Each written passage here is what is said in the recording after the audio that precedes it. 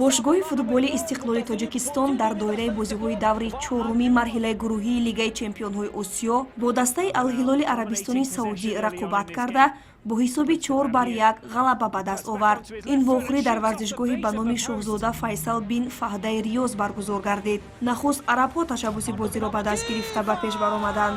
Дар дақиқаи 24 ба Фетсимби Гомис ҳисобро боз намуд.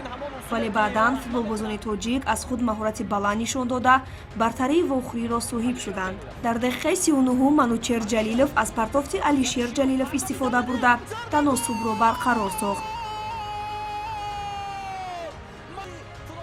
дере нагузашта Манучер боз дарвозаи Ал-Ҳилолро рахна намуда Истиқлолро ба пеш баровард. ин навбат партофи самароварро Рустам Соиров ба номаш сабт кард. бо ҳамин дастаҳо ба танаффус баромаданд.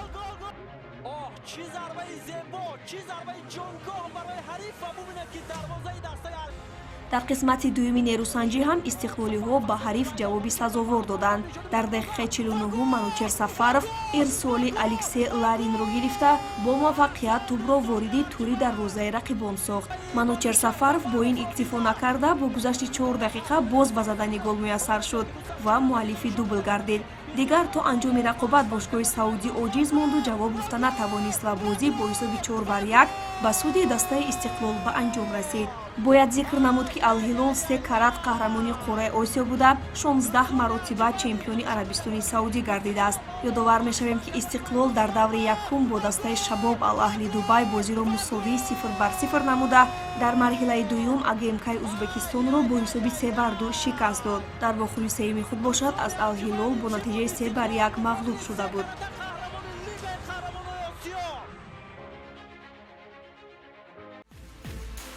бозии дигари даври чорум дар гурӯҳи А байни дастаҳои Шабоб Ал-Аҳли Дубай ва АГМК бо натиҷаи 3-1 ба фоидаи Шабоб Ал-Аҳли Дубай хотима ёфт.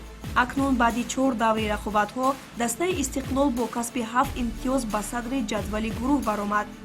хотиррасон мекунем ки дастаи Истиқлол бозии навбатиашро санаи 27 апрел бар муқобили Шабоб Ал-Аҳли Дубай баргузор менамояд.